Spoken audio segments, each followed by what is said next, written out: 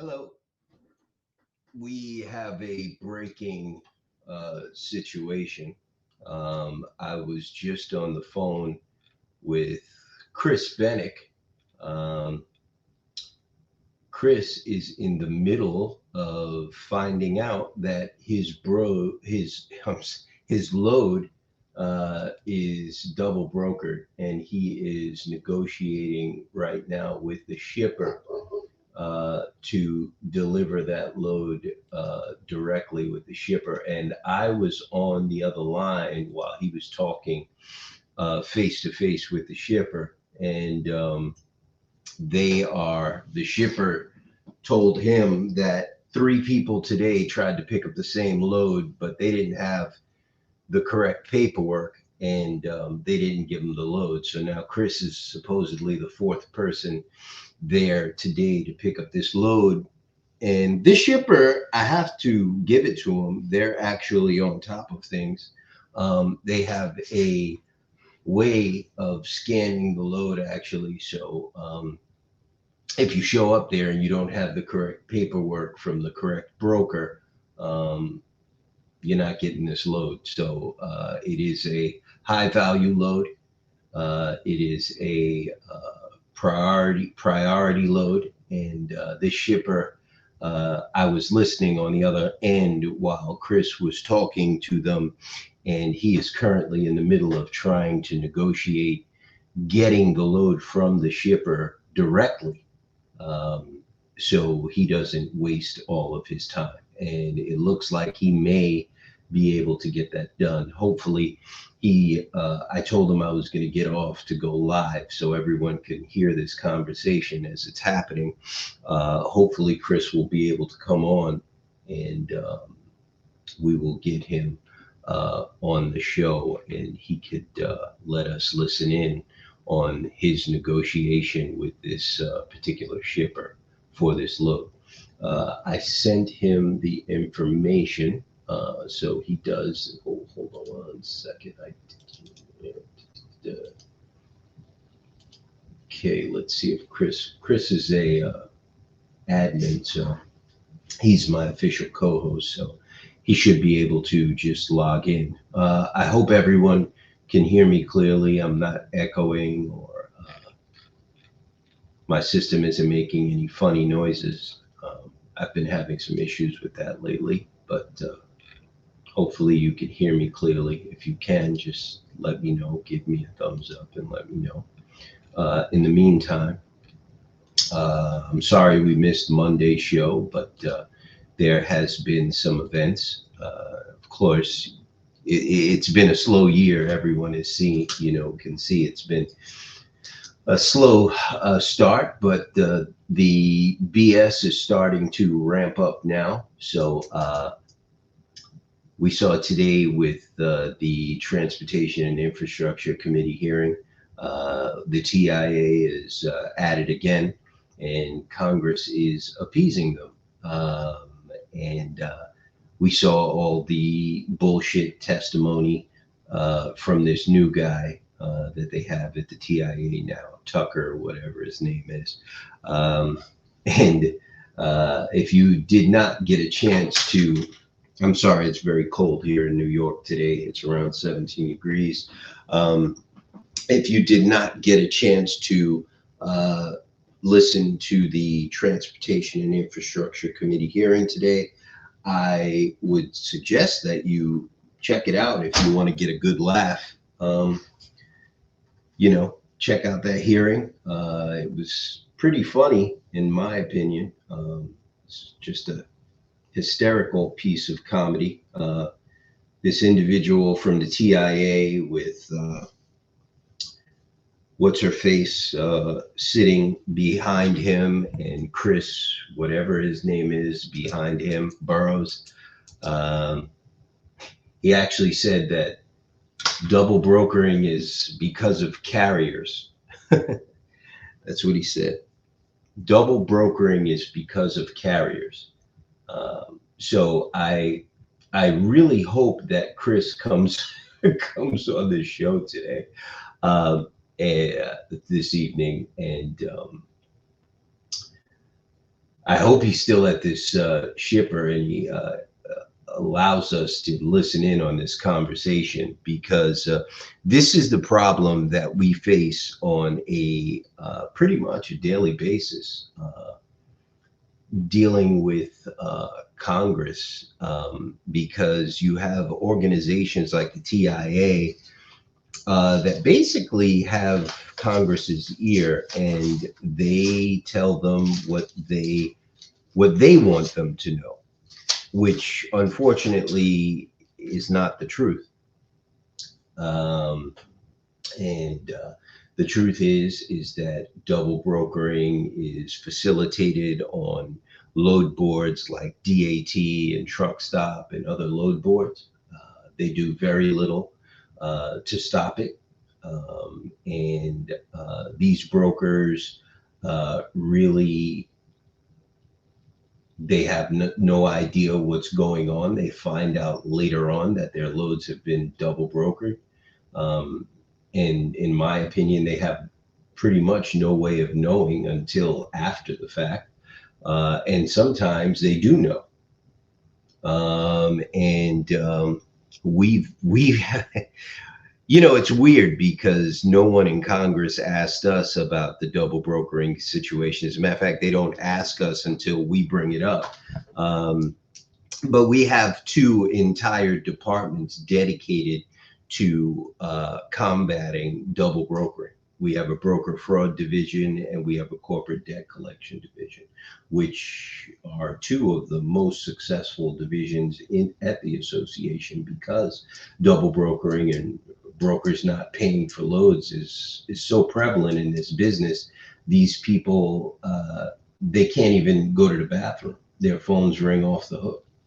We get most of the requests that we get for help are for these two divisions, because it's rampant.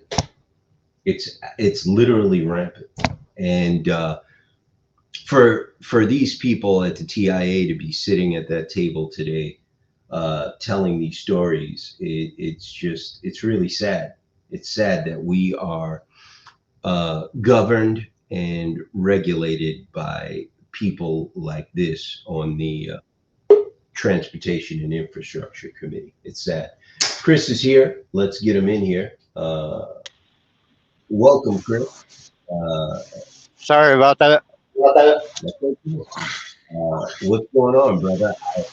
I was sitting in the car listening to you dealing with the situation, and I said to myself, we got to go live with this. People need to hear it. So I ran into the office and fired up the old StreamYard as quickly as I could. What happened? So I booked a load. Why am I echoing? It's me, brother. Sorry. Oh, Give me 1 second. Can you hear me? yeah, I can hear you. I can't hear you. I can't hear you. You can't hear me? Just give me 1 second. Okay, now I can hear you. Go ahead. So I booked this load about 5 30 and get over to the shipper, and they're asking for a barcode with paperwork with the barcode on it so they could release the load. They've already had 3 people today try to pick this load up without paperwork. 3 different companies. And they're trying to figure out what company Toyota actually hired to get the load moved. Okay. And that's what I'm waiting on right now. Well, I was just giving everyone a brief overview of what you were dealing with. I explained to everyone that I was actually on the phone with you while you were talking to the representative. I didn't mention Toyota, but you mentioned it. So yes, you were negotiating with the representative at Toyota, who is the shipper. Well, no. Toyota ordered the parts from Star. Okay. Toyota Manufacturing. Got it. Okay. Right. And Toyota is the one that handles the shipping. Star has nothing to do with it. Right. With the shipping. They just make the parts and load the truck. So let me ask you then, what do you think the situation is? I know you said it was double brokered load, and I laughed at you because we've gone through this a few times, but I will be honest with you, this one here, in my opinion, is most likely a double brokered load. What do you think? Yeah. It's either double brokered or stolen identity. Yep. And today I was just going over with everyone what we saw today at this Transportation and Infrastructure Committee hearing. I don't know if you had a chance to see the hearing, but I was just talking to everyone today about what these people were saying about double brokered loads and how it is the carrier's fault. That's basically what this individual said today. It is the carrier's fault of double brokered loads. What do you think about that? I call bullshit. I mean, it is. I couldn't believe he said it out of his mouth. As a matter of fact, I got to get it. I'm trying to get it on the screen. So continue telling me your story, man, while I get this up here. Well, that's basically the gist of it. And I'm trying to let them know if Toyota gets a hold of me. So if Toyota hired a carrier or a brokerage, whatever, that brokerage could possibly be scamming Toyota. Depends if it's a new contractor or whatever. But if they hired a carrier, then it's being double brokered for sure. They're getting scammed for sure. Agreed. I got to get some of this guy's testimony on the screen here. So I'm trying to get them to, let Toyota know that they can contact me and I could get set up with them and we could get the load done.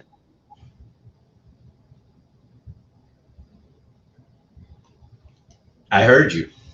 That's why I was like, wow, yeah, Chris ain't playing. He's trying to get this load. I'm already here. Might as well.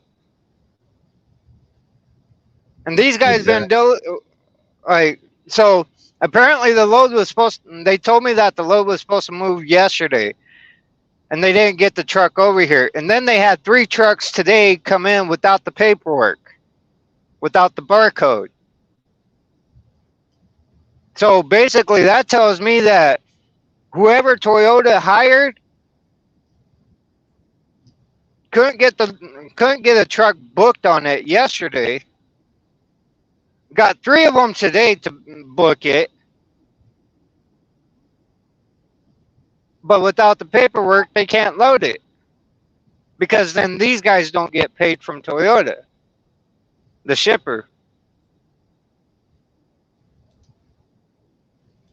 That's a Toyota requirement, is that they have to have that barcode.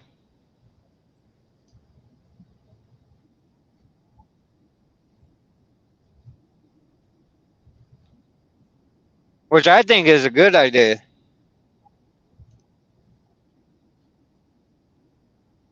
I think all loads should be like that. Themselves into the line, and you may believe it's a decent broker that you're trying to work with, and you may be out some.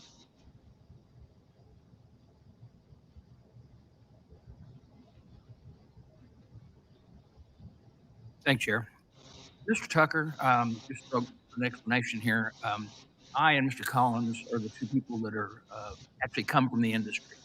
I was born and raised in the trucking business, and I tell people I came home from the Marine Corps. I ran it for 10 years. I loved it for 8, and now my brother runs it. But we've heard from all over about increasing freight fraud, and you mentioned that in your testimony, and basically inserted several times in your testimony. This is devastating to small businesses and owner-operators as well. Losing out a few $1,000s can actually put them out of business because they work on such a thin margin. Now, not only is it a huge problem for small carriers, but it's also undermines trust and stability throughout the supply chain. Now, you mentioned multiple types of fraud, but have you seen any action from FMCSA to deter, put up a stop to supply chain straining and safety risk of rising freight fraud? And when I say that, they insert themselves into the line, and you may believe it's a decent broker that you're trying to work with, and you may be out somewhere and you're trying to get a backhaul or whatever. And then all of a sudden, you get the load, they get the money, and you can't find them. Do you see anything that's being done right now to try to deal with this in the industry? First of all, I heard your and Representative Collins' backstory, and you're living the dream. So, great question. The short answer is no. But if I may clarify, please, the fraud. So I'm a freight brokerage. I'm not a carrier. The fraud I see is more. You know, if I wanted to simplify it, oversimplify it, I would say it's carrier fraud. It shouldn't be carrier fraud. This is really important, I think, for this committee to understand. It seen it. So I gotta pause it right there, right? This is the problem, right? First of all, first, who's Mr. Tucker? Exactly. Yeah, you know, we chased Ann Reinke away, so she's not gonna stand in front of a microphone in front of Congress no time soon, right? So she's behind him, right? She wants to make sure she's somewhere in the vicinity, so she's behind him. You see her whatever, she's behind. And Chris Burrows finally showed his face. He's next to Ann Reinke. I don't know who this guy is, but I think he's some sort of well, he said he's a freight broker. Yeah, he's with TIA now. But he's like some ex-radio personality and something like that. I don't know. He's from, I don't know, Road Dog Radio or something like that. In any case, so that he's definitely an expert. But did you hear what he said? It's carrier fraud. Let me ask you something, Chris. I know you're a carrier, right, Chris? Yeah. Yeah. How do you feel about Mr. Tucker's comment just now? I mean, I'm a carrier too, and I am a little shocked. How do you feel about his comment right now?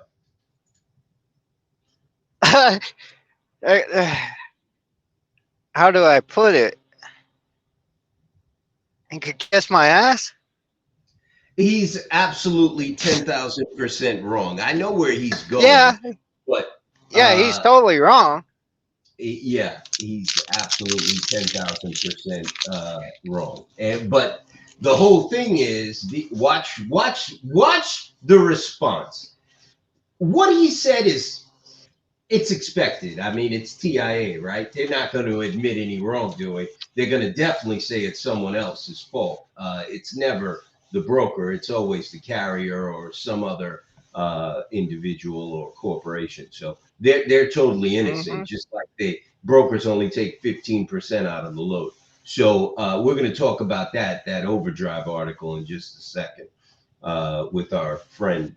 Anyway, let's see the response from Bost. Now, mind you, Bost has he has a trucking company. His brother runs it, so he has a trucking company. I want you to listen to his response. As carrier fraud, it should not be seen as broker fraud. These are just criminals. And now I mentioned earlier in my testimony too that we move pharmaceuticals. These are multi-million-dollar one pallet of freight loads. Right?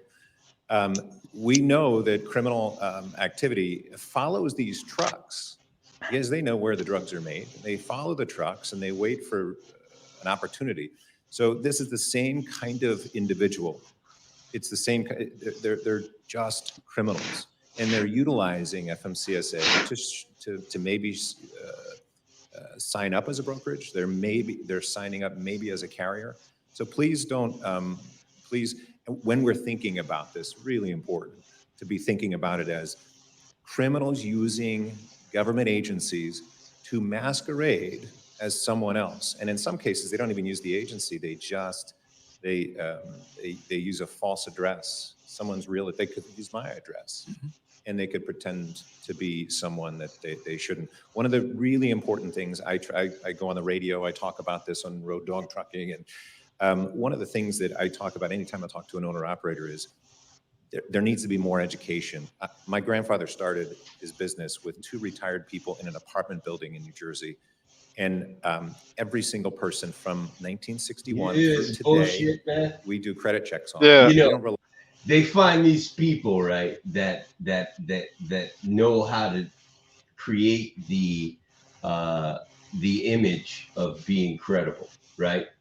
Everything out of his mouth is absolute bullshit. Like anyone in the trucking industry knows, like it's absolute bullshit. But they find these people that they think the public is going to find credible. And he has this look on his face like he's trying to be credible, but he's talking 100% bullshit right now. The sad thing is that these congressmen, they're lapping it up. They really are. They're lapping it up. And it's just sad. Now he's going to tell his bullshit story about him growing up in New Jersey. Rely on there's got to be some bond. There's got to be something protecting us. We do a credit check and we turn away business we can't afford to take on because we can't trust.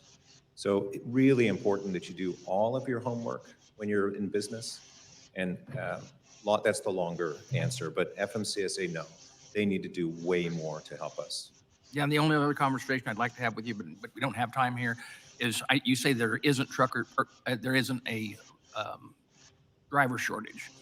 If you're out there dealing with it every day, yeah, there is. And the question the only statement I would make towards that is, and I made it in this committee before, it doesn't help with all the states that are legalizing marijuana, because what happens is we have a tremendous. Yo, did this guy smoke a blunt before he came out there? Because where did that come from? Where did this come from? Why is he? First of all, who brought up driver shortage? No one really gives a shit. Who brought up driver shortage? And what is he talking about marijuana? I mean, yeah, the guy? I mean, he's got a trucking company, this guy. You would think his response to that would be, you're full of shit. Like, that's not, Yeah. that is, you're saying truckers are responsible for double broke?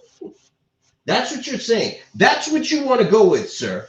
Representative from the Transportation Intermediaries Association. That's what you want to go. You want to blame carriers and owner operators for double brokering? Really? This amount of people who might be good drivers, but they prefer to smoke dope on the weekend and they can't get clean by Monday. It's not like having a beer on Sunday during a football game.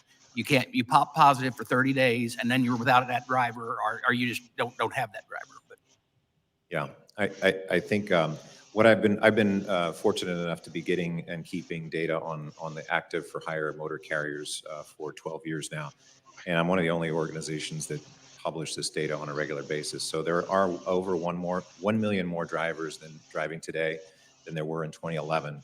There are more than 2 times as many. There are about approximately 350,000 motor carriers in business today. Yeah, 148,000. Let's see what we can do. Mr. Tucker, talk to us about the implementation of the. I got a meeting with this guy on and the Friday. next steps that are in the bill. And thank you very much for endorsing, your organization endorsing the bill. This is 1836. Thank you. I'll quote, before I get too deep, I'll quote this for the purpose. I want to get, there's really nothing to, there's really, this guy, Disadvantaged business. this is the guy that wants to raise our insurance from 750,000 to 5 million. Him and Chewy, this clown right here, he's on the Enterprises. Transportation Infrastructure Committee. He wants to raise our insurance from 750,000 to 5 million. There was absolutely no useful information in this entire hearing. This is the We received grants. this is Chewy Garcia. He's the one who wrote the bill and submitted it into Congress on December 22nd. He's the author of it, and Johnson was the first co-sponsor. He is the one who tried to raise the insurance a couple of years ago from 750,000 to 2 million, and Funding now through he's trying to raise it IIJA to make transit more from accessible. 750,000 to 5 million. This ass clown right here, Chewy Garcia from I believe Michigan or something. He wants to raise our insurance to $5 million. Improve commuter rail infrastructure. He's a moron. I don't want to listen to one thing he has to say. Now, here's my boy right here. He was outside of Bost. He was the only one who said anything interesting. Listen to this. 4 children between the ages of 14 and 22, and no, not as of yet. No. I'll tell you something. The trucking industry, once it's in your blood, it's in your blood. That's why it's generational. And like you, I was worried and am worried that the next generation doesn't have the opportunities to start a trucking company like I did. It's a very proud industry. We're proud of what we do. And yes, we are an extremely important part of the supply chain. And Mr. Tucker, I heard you mention J.B. Hunt. I want to tell you something. 98% of the trucking companies out there, y'all, 98% are 10 trucks or less. 95% are 5 trucks or less. So the trucking company that you reference, that and all the others that you make and call to your head, they only make up 2% of the trucking industry. These are mom and pop generational industries. So right now, whether it's hours of service, minimum age requirements, barriers to entry by making us go to school, accessory equipment that's being mandated that didn't even be proven that it works, parking issues like the secretary mentioned. You know, Mr. Secretary, the reason we have parking issues is because we didn't have that 5 to 10 years ago. But your shippers and your receivers have been sued so many times that they don't want anybody on their yards. We used to park wherever we were shipping or wherever we were receiving just to help with the hours of service so that we didn't have to drive there. But now, since there's such a crazy environment out there, nobody wants to take that general liability on. So they make us park elsewhere, which is why you see parking up and down the road. The question is, what do we need in the trucking industry? And you're right, Mr. Tucker, we need DOT to quit being a revenue generating agency and be out there and being safety driven, just like the FMCSA. You're exactly right in brokerage. There's a lot of thieves out there. They're thugs. That's the best word for them. They're not trucking. But y'all, we need tort reform in this country. Tort reform. Chris, are you here? Yo, you heard what he said? Listen to this Yep. again. Listen to this again. Mr. Tucker, I heard you say we are an extremely important part of the supply chain. And so right now, whether it's hours of service, minimum age requirements, barriers to entry by making us go to school, accessory equipment that's being mandated that didn't even be proven that it works. Parking issues like the secretary mentioned. You know, Mr. Secretary, the reason we have parking issues is because we didn't have that 5 to 10 years ago. But your shippers and your receivers have been sued so many times that they don't want anybody on their yards. We used to park wherever we were shipping or wherever we were receiving just to help with the hours of service so that we didn't have to drive there. But now, since there's such a crazy environment out there, nobody wants to take that general liability on. So they make us park elsewhere, which is why you see parking up and down the road. The question is, what do we need in the trucking industry? And you're right, Mr. Tucker, we need DOT to quit being a revenue generating agency and be out there and being safety driven, just like the FMCSA. You're exactly right in brokerage. There's a lot of thieves out there. They're thugs. He said, you're exactly right about brokers. They're thieves and thugs. I'll tell you something about this guy. This is Representative Mike Collins. He's from Georgia. He owns a trucking company. He's owned it for a few decades now. I met him in when we went to Washington. I met him personally. He had just got finished totally abusing Pete Buttigieg, and John from We Are the People, he motioned to him because I was sitting right behind Pete Buttigieg and John was sitting on my right. And John, when the hearing was over, John went like this to him. He said, and Mike Collins said, and he said, Mike Collins went like that to John. And John starts pushing me. He's like, go, go. He wants to meet us. Go, go. So Pete Buttigieg, he closed out the hearing. Pete Buttigieg went that way, and we went the opposite way to go talk to him. He was the first person that we went to talk to after the hearing was over. And he came over to me first, and he extended his hand. I believe he came to me first. He might have went to John first. I'm not really sure, but he's the coolest guy, man. You know, he did come to me first. He grabs my hand. He says, "You a trucker?" And I was like, "Yeah." He said, "Yeah, me too." And he said, Mike Collins, Georgia. And the next thing he said out of his mouth, which shocked me, he spit out his MC number. He said, "My MC number, blah, blah, blah, blah, blah." And I was like, you know what? When you meet other people in this business, we don't spit out our MC numbers at each other. You know what I mean? But he like spit out his MC number because he wanted me to know, yo, man, I'm with you. You know what I mean? Like, I just want you to know I'm a trucker. F all the BS. You know what I mean? I'm a trucker. And I think when he saw all of us behind Pete Buttigieg, that's when he was like, yo, you know what? I'm going to tear this dude up just so these guys know I'm with them. And yo, he tore Pete Buttigieg a new asshole, bro. He went in on that dude.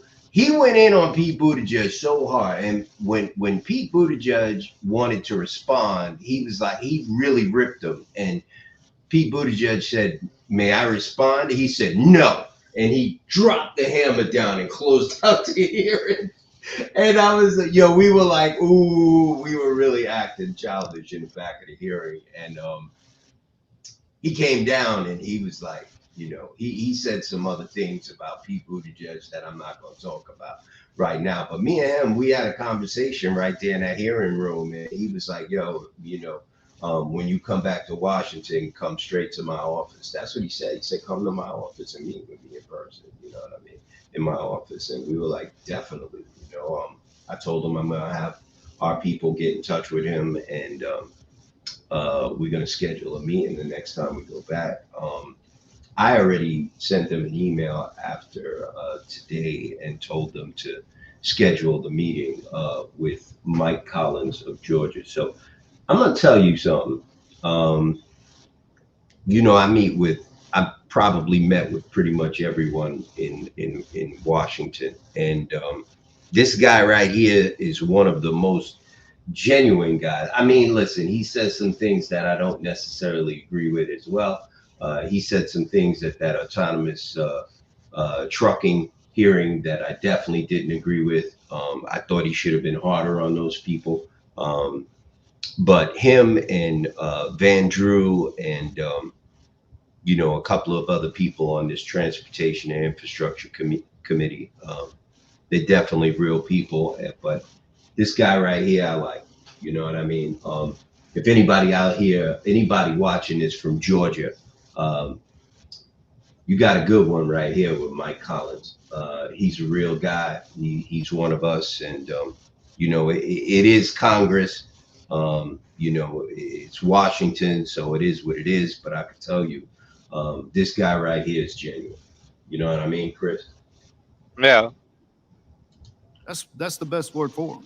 They're not trucking. But y'all, we need tort reform in this country.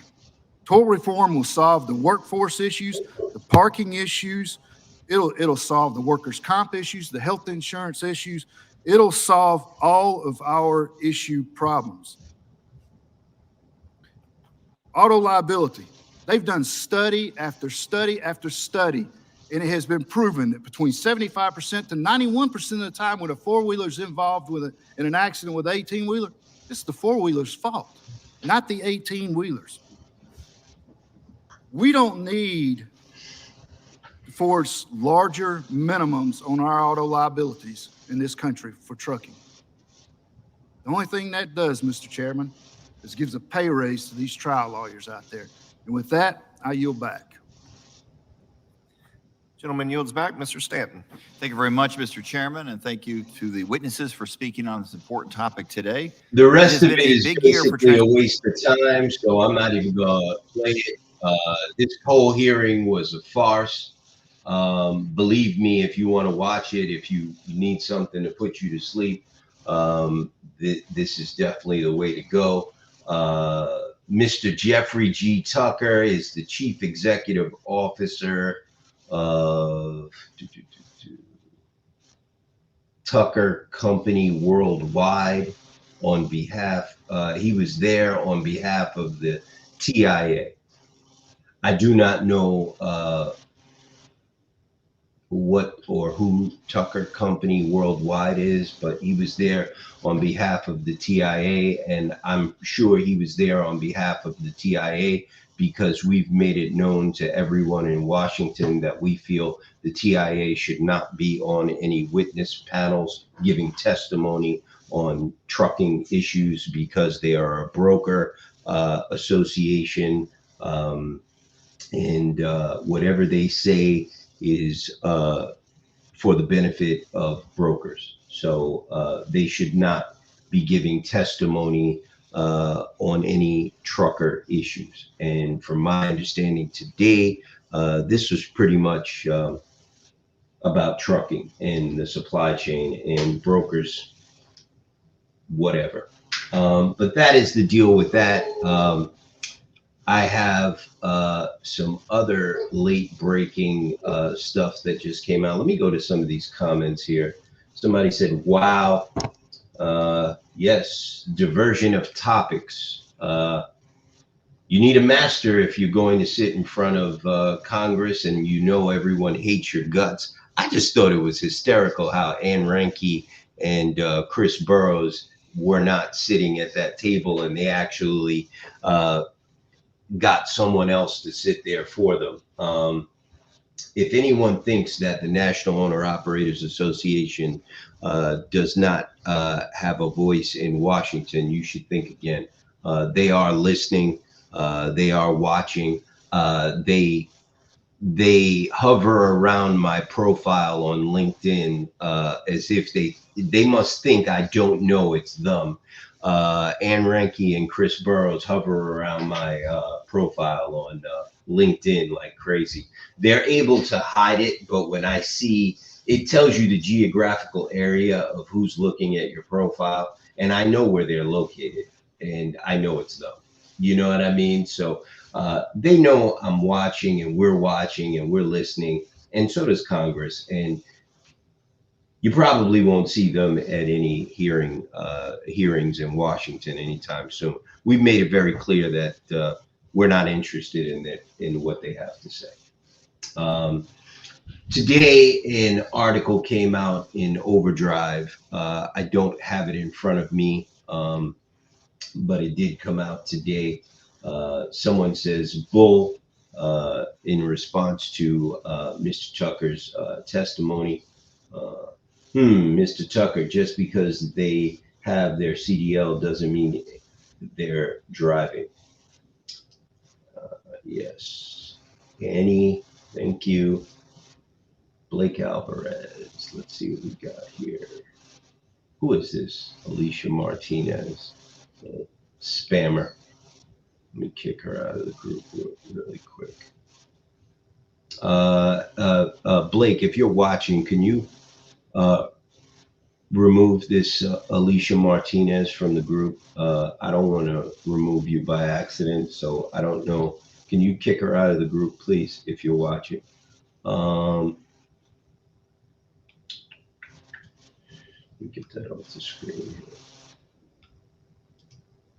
So a news article came out in Overdrive today. I'm going to try to find it. It is about broker rates. And Ken Adamo's report that brokers are taking anywhere from 15% to 13% out of the loads, which in my opinion is another TIA falsehood that has been getting told for a few years now. Tucker, a lying fucker.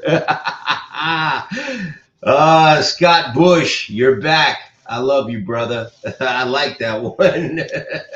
You changed your profile picture. I didn't recognize you. Yeah, Tucker, the lying fucker. Oh man, that's a good one. We gotta make a sticker out of that. See if oh, this is good. Let's do this. This is more news that we need to get out here. Let's see. Hey, speaking of stickers, so I need a copy of the high resolution of the NOAA symbol so I could get decals done. You got it, sir. So, take back our border convoy. We the people. TakeOurBorderBack.com. Our southern border is wide open. The Biden administration and the federal government are in violation of Article 4, Section 4 of the U.S. Constitution. The United States shall guarantee to every state in this union a Republican form of government and shall protect each of them against invasion. And on application of the legislature, I'm sorry, I'm having trouble reading this. I don't have my glasses. Legislature or of the executive, when the legislature cannot be convened against domestic violence. Why is our federal government allowing open borders that are destroying our nation and resulting in major increase in human trafficking in the U.S.? The U.S. is the largest hub for human trafficking in the world. Out of control drug trafficking, and tens of thousands of Americans are dying from fentanyl. Threat of attacks on our homeland from illegal alien terrorists, displacing seniors and veterans from housing to harbor illegals over 100 cities, driving our hospitals out of it, spending our tax dollars to support illegals by providing them with spending money, mobile devices, food, and shelter. Our national security is at risk. Take our border back mission to shine a spotlight on open borders, educate Americans of the immigrant danger to all Americans, send a message to all local, state, and federal politicians and law enforcement who have enabled invasion of America with open borders, introduce solutions to the open borders, and stop the bleeding, including. There's a whole bunch of stuff there. If you want to go back, you can definitely go back and check it out. We definitely do support this Take Back Our Border movement. I believe they are going to be peacefully protesting the beginning of February. It says right here, join our Southern Border Convoy rally on February 3rd. I believe they're going to have a few of them. They have a website. You can check it out. It is takeourborderback.com. I got a phone call today out of the blue from the individual who actually put all this together. I'm going to get his name. I don't have it in front of me. It's in my phone. He contacted me today and asked if I would support him and this mission. And I told him that the National Owner Operators Association is a firm believer in strong borders. And yes, we will support this rally, peaceful protest on the border in Texas. It's going to be in 3 locations. So if you want more information, please visit takeourborderback.com. I will be talking about this again on our future shows, but this is the information, and I encourage people to check it out. Takeourborderback.com. Hopefully we can have him on the show. I'm pretty sure we can. He's a cool guy. Yeah, so that is that. Take back our borders. What say you, Christopher? I say it needs to be done. We need to get the border shut down. That's for sure. We gotta stop letting these illegals come across and all the sex traffic, the human trafficking, all the drugs. Absolutely. I don't know if Blake is listening, but I do not know who Alicia Martinez is, but she should really stop spamming in this group. You know what? I got you. Right now, you're gone. Say goodbye. You got it? Yeah, I got it. I was going to go on my other. It's cool. Blake's is probably busy. So yeah, you know, yeah, I got her. I got it, Derek. She's gone. You know, this Take Back Our Border issue is a big deal, and I really want people to, you know, look into it and take it seriously, along with a lot of the other issues that we're talking about and dealing with. Please take it seriously. I want to give an update on this one. You should know that you could now, if you miss any of our, that's cool, Blake. I know. If you miss any of our Twitter spaces on X, they are available at the NOAA website. Just go to www.tnooa.com and you can listen to our Twitter spaces. You know, we have Twitter spaces 3 times a week, and they are now being automatically uploaded to our website. So this is the first one that we uploaded from this Tuesday. There was over 1,000 people at this Twitter space. So check it out. If you're interested in hearing what we have to say on Twitter. I want to also point out and send my my thoughts and love and prayers out to Mr. Jamie Anderson, our very own Texas trucker. This is his brother. His brother was in a horrible motorcycle accident, and I believe he is now currently fighting for his life. His brother is a good guy, free spirit. As you can see from the pictures, he looks like the type of guy that everyone would want to have a drink with, sit down and shoot the shit with, or just, you know, chill on the corner and make fun of people walking by. This is, he looks like he's the salt of the earth, and we're pulling for him. And our prayers, hearts and prayers go out to his family and to Mr. Anderson, his brother. I believe this is his older brother. So our hearts and prayers go out to Mr. Anderson. And we understand if he cannot be here tonight. But if you can, send Jamie Anderson, you know, some love. He's going through a lot right now as far as family is concerned. I spoke to him today, and you know, he's going through it. So we're all about family here at the National Owner Operators Association. At the end of the day, this is what, you know, it's about. So, you know, show him some love. He's going through it right now. You know, I'm just going to go through Twitter. Everything I want to talk about is right here on Twitter, so I'm just going to go through Twitter. Chris, you can chime in anytime, brother. Yeah, I just want to give my condolences to Jamie. Keep your head up. You know, make it through it. You're a strong guy. It's hard, but get a hold of me if you need someone to talk to. Jamie just sent me an email a little while ago. I gotta find it. Let me see where he sent it. Blake sent me an email too with this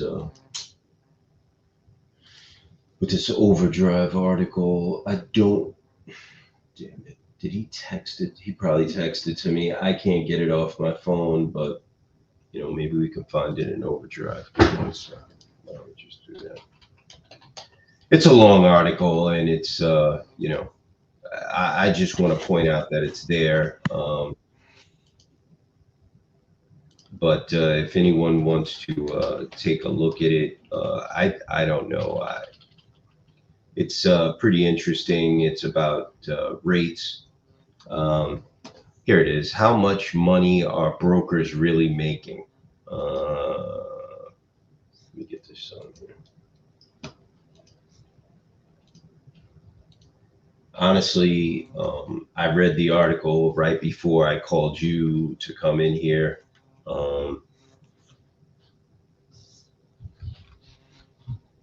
Look, it is what it is. You got to read the article and make the make up your own opinion of it. It's kind of like I read it, and instead of taking, it seems like instead of listening to what we're trying to tell him, because you know, a number of people from NOAA contributed to this article. I was contacted, and you know, me and this particular individual that wrote this article, we don't gel.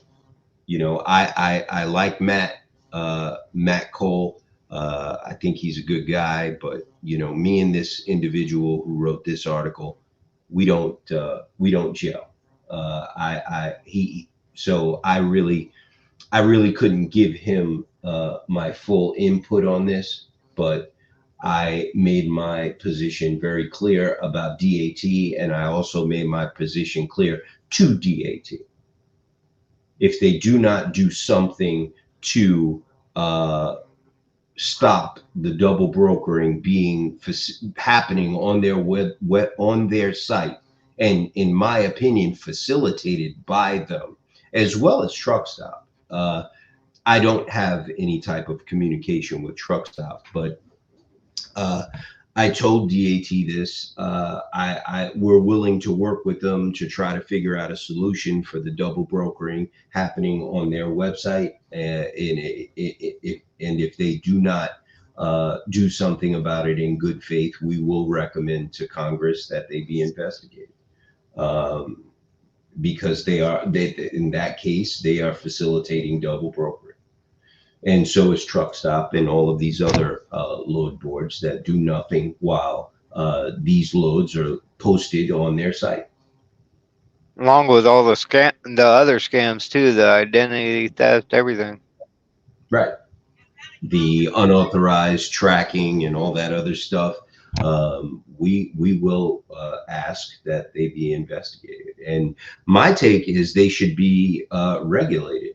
But, you know, that's another story. But that's my take on it. But they're saying, based on their studies, that flatbed brokers came out with the highest mean average of 15%. That's what brokers are making on flatbed loads. Reefer loads, 14%. Dry van loads, 13%. Yeah, well, based on your numbers, maybe that's the case. If you only take 100 companies and you use those 100 companies to come up with your numbers, then that's what it is. The problem is that there's many more thousands of companies out there doing business with each other, and you're not getting that information. So, you know, does this make sense to me? No. The disclaimers on your website make sense to me. Use this product at your own risk. We make no guarantees of the accuracy. That is very clear. And this reporter just kind of swats it away like a fly. You know what I mean? Like that means something. You know what I mean? They're saying, oh, well, you know, Ken's argument is if you go on Kelley Blue Book, they have the same kind of disclaimers. This ain't a fucking used car, bro. This ain't a used car. That's a very weak argument.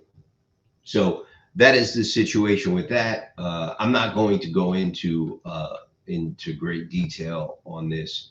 All I will say is that this is pretty much an argument between DAT and NOAA. And, you know, it looks like Overdrive is playing referee here. And, you know, that's cool. I appreciate that. It's definitely a conversation that needs to be had. And it was a good article. Check it out. What do you think, Chris? I'm trying to deal with the shipper right now, but yeah, I gotta read the article. But yeah, they're trying to pass off on the percentage that the brokers are trying to take.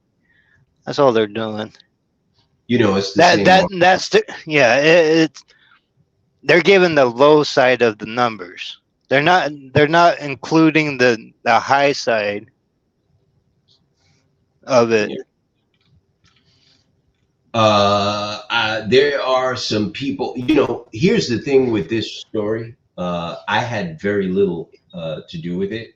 all of the information from Noah's standpoint came from other people at NOAA who work at NOAA, who work with NOAA and at NOAA, and have been working with DAT for a little while now, almost, I believe, 2 months now. And I had very little to do with this story. I spoke with the reporter when he said he was writing it, and certain things happen, and we decided not to speak to each other anymore. But there is a survey for some reason at the end of the story. Incredible. Yeah, there's a survey here. Which of the following best sums up your feeling on the brokered rate transparency issue? Knowing more readily how much the shipper is paying on a brokered load would help in negotiations. If a broker is keeping an outside percentage of the gross, I want to know it. I won't do business with them again. I want to know what the broker made, but I'm not sure what to do with the information. They always have that question for the stupid people, right? I don't care. Wait, now they got 2 questions. People respond. I don't care how much a broker makes as long as the rate I'm paid works for me. Requiring broker disclosure of what the shipper paid on every load would create endless piles of paperwork for limited gain. Requiring broker disclosure of what the shipper paid on every load will create endless piles of paperwork for limited gain. Could it be possible that Overdrive doesn't know that they are already required to keep that paperwork for 3 years? Oh, Jesus.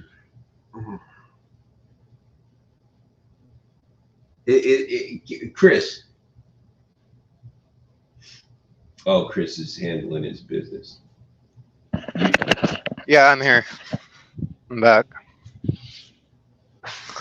One of the choices on this question is requiring broker disclosure of what the shipper paid on every load would create endless paperwork for limited gain. Do you think Overdrive might not know that they are already required to keep that paperwork for 3 years? Yeah, possibly. They might not know, but at the same time, it's on the regulations. It's like not only that, it's part of the rule. Yeah. Well, not only that, oh, geez. It's required by IRS that they keep the documents for 5 years for tax purposes. Yeah. Oh my goodness. Oh, it's incredible. Masquerades. It's like one big masquerade party. Do major spot rate indices published by load boards and others do a good job illustrating the ups and downs of the market? Choose a single answer that best fits your opinion. I'm not sure. Yes, but only use those averages as starting point for negotiation. How can you use it? How can you use this information for a negotiation when it's not fact checked? It's not based on facts. It's based on opinion. It's not based on real numbers. It's not based on facts. How can you use this information for negotiation? It's false. It's one guy's opinion. It's one company's opinion. And that company happens to be the oldest, most prestigious load board in the country. DAT, Dial-A Truck, started in like 1974 or 1976 or something like that. They've been around like longer than load boards have been around. They basically started load boards. So like, they're living off of who they are. What Overdrive is trying to say here is because, and what DAT is trying to say is, because they've been around so long, we shouldn't have a right to question their information. That's basically what they're saying. Listen to what we're telling you. We know best. Noah's saying you don't. Yes, but they're only used, you know, I'm not even going to read the stupidity, but in any case, you know, out of respect, thank you, Overdrive, for bringing this information to light. Thank you, you know, thank you, Alex Lockie, for reporting on this. Thank you, Mr. Lockie, for this story, and we hope that this outreach brings in the opinions of people that are interested in this situation, stakeholders, and you know, everyone. And we appreciate the story. So check it out. It's on Overdrive. Let's see. Someone saying I've got a delay. Sorry, I think that was Blake's. And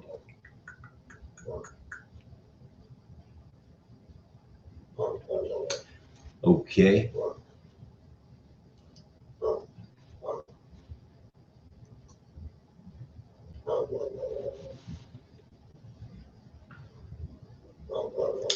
I'm going to put one other thing on the screen. And Chris, I know you're busy and it's just a really crazy night.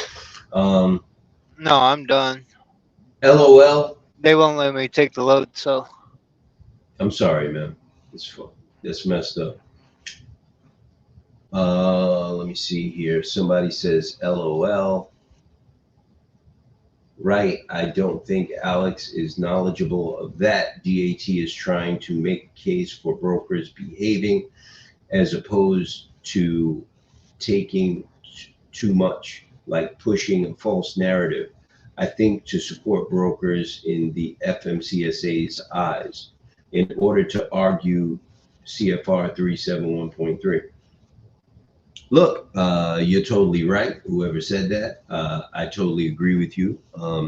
The TIA is doing the same thing that DAT is doing. They're using the fact that they've been around for a considerable amount of time to force their way into offices in Congress and get their bidding done. But we have shown them that that's not going to happen. We will meet them at every turn. And it's not going to happen. We made it very clear. Our people have made it very clear. So it's not going to happen. And I believe you're totally right. I'm going to put one other thing on the screen here, which I meant to do a couple of weeks ago, but I didn't get a chance to. This is a piece of information from DAT, actually. It's from I believe it was about a week ago, and you could see up here in the corner, yeah, that's fine. You could see up here in the corner how many people they got information from to come up with these numbers. 5 companies. 5 companies they based this number on. 5 companies. This lane is from Florida to Colorado. They are suggesting that this is where it should be, $1.58 to $2.45, and they got reports from 5 companies to come up with that number.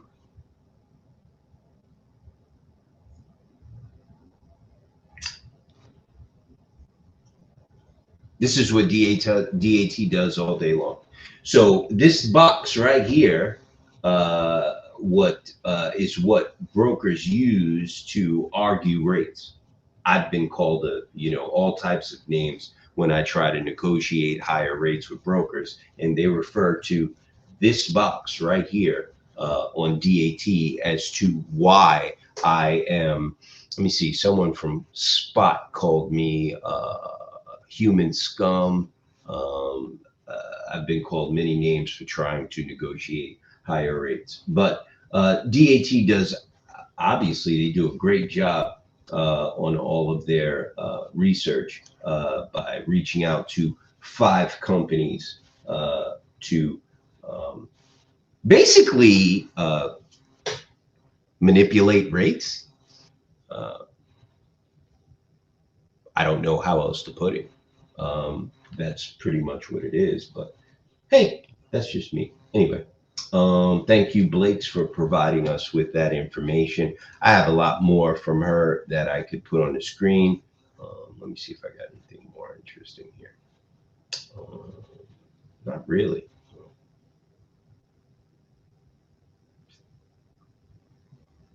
The only thing I have is worse.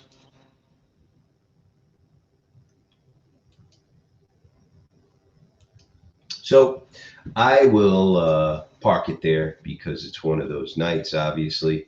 1 second here. Blake's added something else. Yes, but I'm not going to say that. I think that was going to happen, but I want to make sure that's the case because I think somebody jumped the gun yesterday on Twitter, and I don't want to do that. So, before we wrap it up here, Chris, I know you're doing your thing, probably trying to get yourself another load. Before we wrap it up here, I want to remind everyone that we will be at Matt's March 21st, 22nd, and 23rd in Louisville, Kentucky. We will be at booth 67112. And we will be at the Florida Trucking Show next month, February 24th and 25th. We will be there.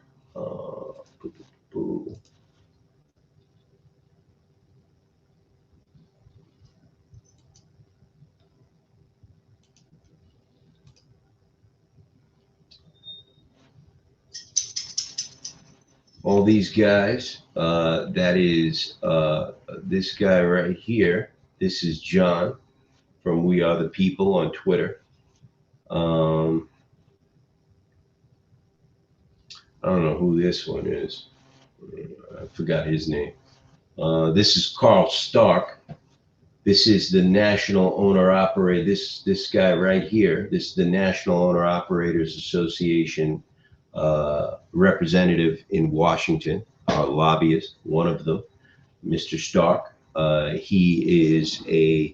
His background is labor issues. He works with unions and organizations like that. That is his background, labor. But Carl is a good guy.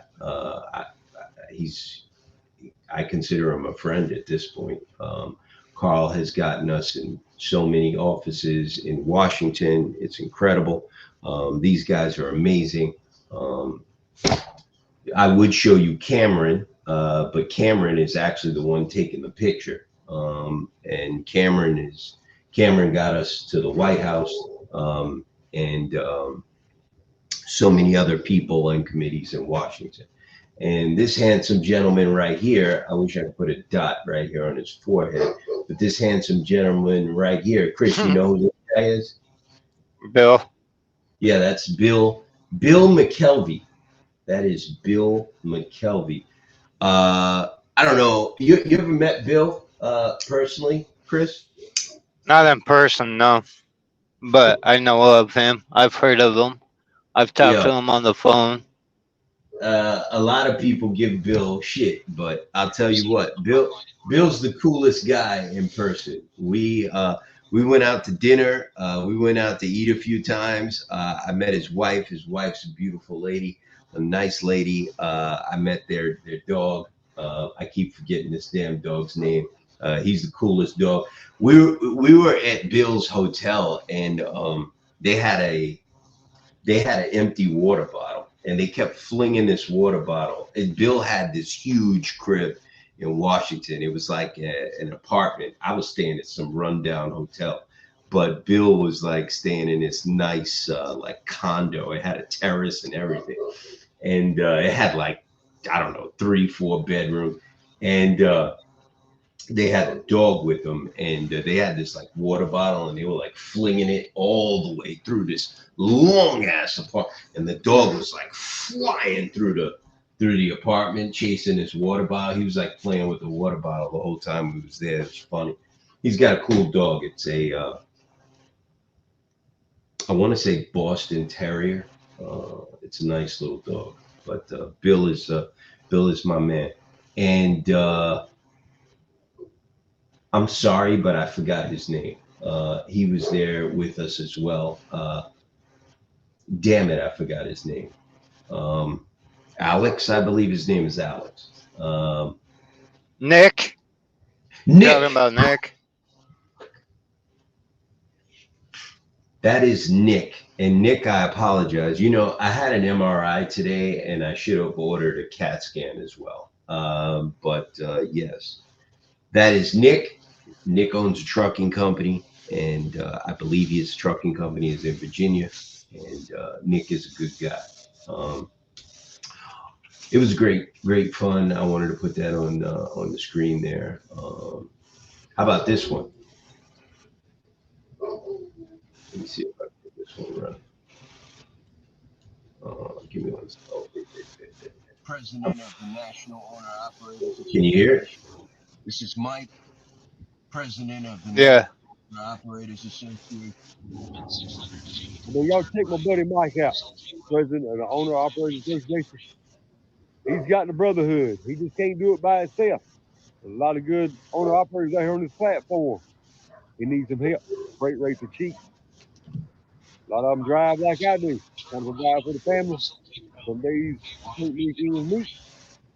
Hey, y'all check him out. Good guy. Check him out. Come on. You say the freight rates are cheap. Things are down. Fuel's up. It's not looking good for the owner operator. Unless you got something you can hold on to. If you got to deal with a broker, nah, you ain't going to make it. Companies are going out of business every day. Trucks are selling the truck paper. Hey, man, y'all stand behind Mike. Let's get it. Follow him. Pocket Change 79. Check out Big Mike, the President of the Owner Operator Association.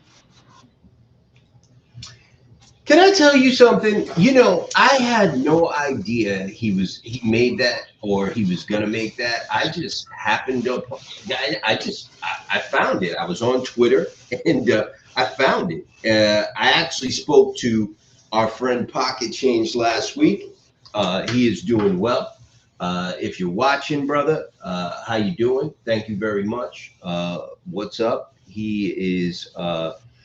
He's driving. He was down for a couple of weeks, but he's back up and he's doing his thing. So thank you, sir. He is Pocket Change on TikTok. So look him up, Pocket Change on TikTok. Yeah, man, that is the deal. That is where we are right now. I am going to shut this one down, Chris, because you got that mad look on your face, and I totally understand. We're gonna talk though. You got any? Everybody beware of ST Freight. Watch out for them. I don't know if their identity was stolen, because I know they've been around for a while. But yeah, that's who I supposedly booked the load with. The shipper wouldn't give me any more info either.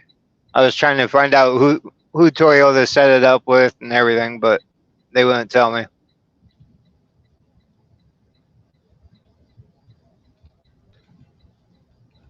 That's all I got. Listen, that's the reason why I wanted to rush in here and have this quick show. I know we weren't really planning on it tonight because it's one of those days.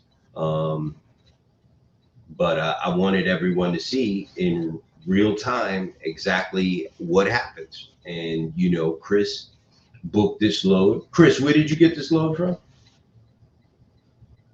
It was picking up in Lexington, Kentucky. What load board? Oh, DAT. So Ken Adamo, if you're watching, and also, what is his name? Tucker, or whatever, and Tucker Schmuck. Tucker, hold on, what the fuck is his name? Tucker. Somebody help me out here. Tucker, Trucker. What the fuck is it? No, it was showing Mr. Tucker, but I'm calling him Tucker Schmucker. Right. So if anyone from the Transportation and Infrastructure Committee is watching this, you just saw in real time how a load is double brokered, and who actually is at fault for double brokered loads. Mr. Chris Bennett. Chris, what is the name of your company? CB Trucking? Yep. Mr. Chris Bennett is a carrier. He is the owner of CB Trucking. He owns his own truck and trailer. He booked a load that he got off of DAT, Dial a Truck, supposedly with TS Freight. Is that correct? ST Freight. ST Freight. And it actually wasn't booked with ST Freight. It was a load. The load was stolen, and it was put on DAT's platform by criminals, double brokers. And they made Chris, you drove all the way out to this shipper, and you're going away empty-handed. What was your deadhead? 75 miles. 75 miles deadhead to walk away empty-handed, but that's actually maybe it's not so bad, because if they would have given you the load, you wouldn't have been paid for it. How far away is the load going? From pick to drop, it was 150 miles. Not that bad of a loss, but it's a loss in any case. So for Mr. Tucker of Tucker whatever company, and Ann Ranke from the TIA, and Chris Burrows, President Ann Ranke and Vice President Chris Burrows, that is the cause of double brokering. The cause of double brokering is DAT and brokers. And you just saw that in real time. It's not carriers, it's DAT and brokers. Okay. So thank you, Chris, and I am sorry about that. I hope you find another load. I want to thank everyone. It won't be till tomorrow. It's already 10 o'clock. No, I hear you. Oh, 9:30. The only thing on DAT tonight are the double brokers looking for victims. I want to thank everyone for being here tonight, and please check out www.tnooa.com. If you have not checked out the NOAA Fuel Card and you need a fuel card, check out the NOAA Fuel Card and all of our other services available on our website, www.tnooa.com. Thank you all for being here, and good night. See ya.